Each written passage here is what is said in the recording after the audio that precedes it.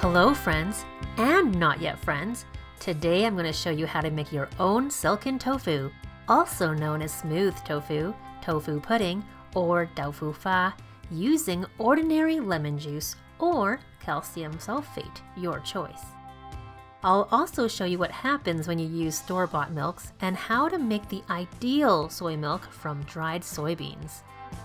It's all pretty simple, but it takes a little elbow grease and there's some soaking and cooling involved, so to make things easier, start the process a day ahead.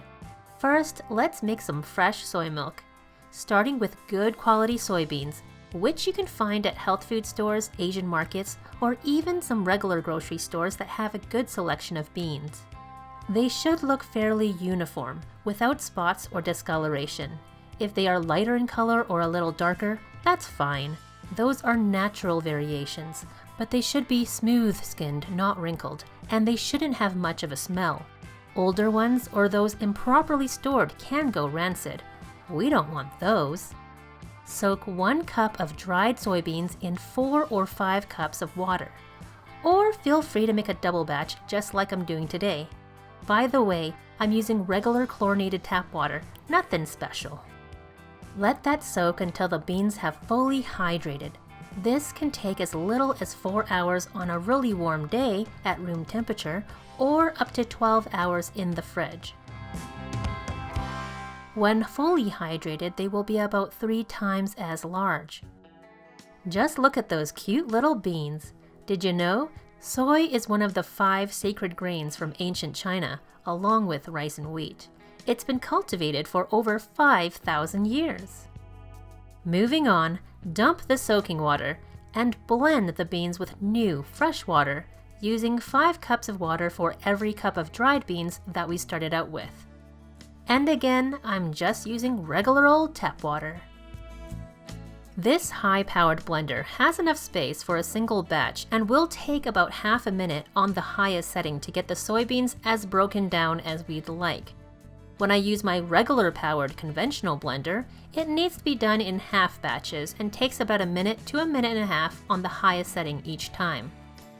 Either way, you want the soybean bits to be about this size, so we can get as much protein and fat out of the beans and into the milk as possible. But if they're too processed, it will be very difficult to strain. It's a bit of a balancing act. This is where the elbow grease comes in. Elbow grease and clean hands. I'm using a jelly bag for this. A nut milk bag will work too.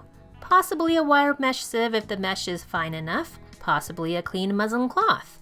And possibly a bunch of layers of cheesecloth. Just use what you have. Be careful that you don't squeeze so hard that you break your bag and get pulp in your milk. I've done that before. It's no fun.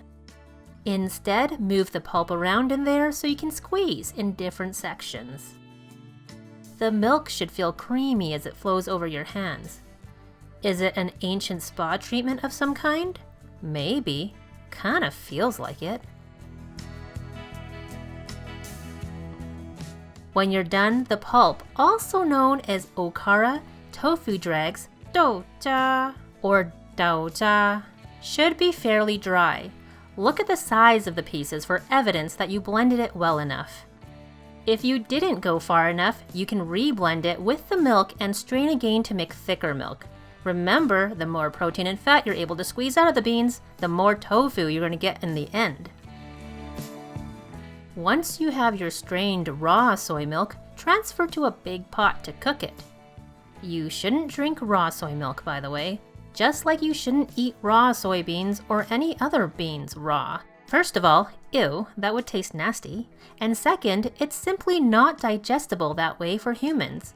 But all we need to do is bring it to a boil and then let it simmer for 10 minutes.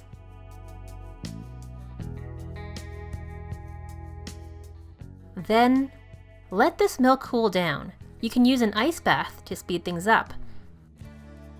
The way we're making silken tofu today starts with cool or room temperature soy milk. Silken tofu is delicate and softer than regular tofu. There is some variation in this category too. But we're going to keep things simple today and do a basic steaming method that will yield soft, smooth tofu that is great for scrambles, Chinese dishes like mapo tofu, or simply eaten fresh with soy sauce and black vinegar, or sweet with condensed milk or syrup. I'll be sharing another version pretty soon along with a new and improved regular tofu making tutorial, so be sure to subscribe if you haven't already and turn on notifications so you don't miss anything. Now, choose your coagulant. This is what will trigger the soy milk solids to clump together and form our tofu. There are many kinds you can choose, but I'm sticking with 2 coagulants that are easy to find. Calcium sulfate is also known as gypsum. Yup, that's the stuff they use for drywall. But don't head to your local hardware store. Use the food grade kind. You can find it at wine and beer making supply stores or online. This is my coagulant of choice because it's super cheap and produces a really smooth tofu. And lemon juice, which we've used before in a previous tofu making tutorial.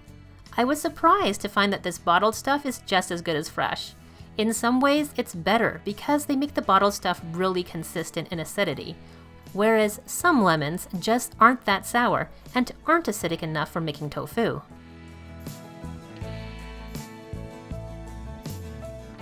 If you're using gypsum, pour a small amount of soy milk in and mix it really well to dissolve the gypsum.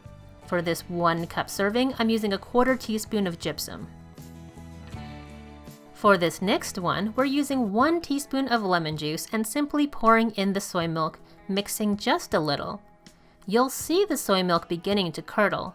With lemon juice, this happens much more quickly, but you don't have to wait.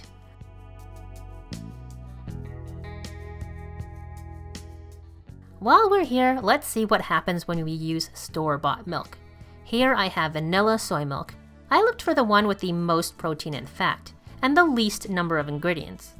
When I added it to the lemon juice, it starts to thicken up right away, just like with the homemade soy milk. Next, let's try almond milk just for funsies. Again, I looked for the one with the most protein and fat. But even this one doesn't have much. Can you guess what will happen?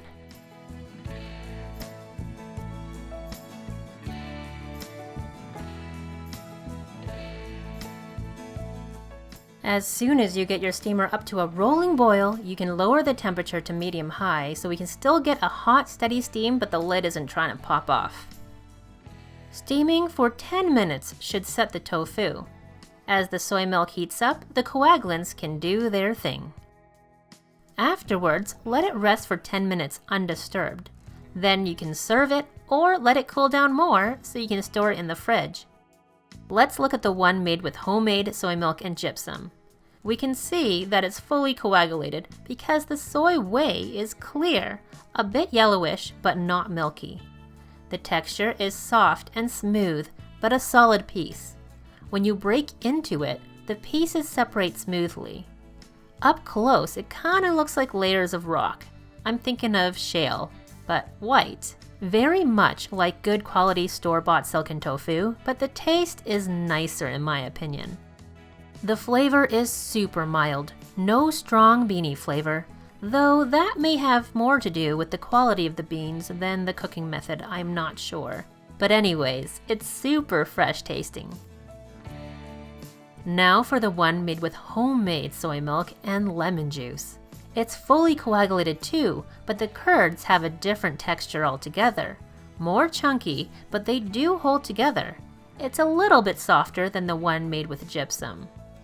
The flavor is still really nice. You can barely taste the lemon, it's almost not there. Still mild and great for anything you want to do with it, whether sweet or savory. The texture is perfect for making a very egg-like tofu scramble, which I'll show you at the end of this video. But first, let's see the store-bought results. The vanilla soy milk mixed with lemon juice has a, shall we say, different look? I used a bit more lemon juice in this batch to get it as coagulated as it could be. And yes, this one looks mostly coagulated, but the texture is fairly similar to our homemade soy milk version. The amount of tofu we get isn't as much though. And the taste? pretty lemony, which makes this vanilla-flavored silken tofu a little weird. Okay, a lot weird. I tried again with gypsum and the result was actually worse, but if you want to experiment, it's pretty interesting just to observe the process, so I say go for it. Next, the almond milk test. You can see soft floaty curd separate from the yellowish whey, but it's too liquidy. Nothing holds together. Utter fail. But that's what we thought would happen, isn't it?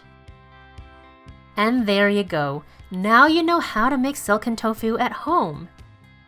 With the batch made from homemade soy milk and lemon juice, I'm going to make a simple scramble. First, heat the tofu up to force the water out. This will make the curds firmer. High heat will do this faster, but you do want to watch and lower the heat if you find the tofu sticking and drying out too much. It will seem like the water leaking out of the tofu is endless at first. But then, eventually, it will get drier and drier. Before we run out of moisture, lower the heat to medium and add garlic puree and turmeric. This puree has ginger and chili too, but that's optional. And the turmeric is for color, so that's really up to you too. Then add more flavor. I'm using white pepper, black salt, which gives food an eggy flavor, and soy sauce. To be honest, this was a little too much soy sauce. After a couple of minutes of stirring over medium heat, it's done. I hope you got something out of this tutorial on how to make silken tofu. If you did, please give this video a thumbs up. Please let me know if you make this recipe and let me know how it went. Or if you have any questions, leave them in the comments below. If you like videos like this, please hit the subscribe button and turn on notifications so you don't miss a thing. I make vegan-friendly recipes, both healthy and indulgent types, plus What I Ate Wednesday videos to inspire you to get creative in the kitchen each week. Thank you so very much for watching, my friends. Bye for now.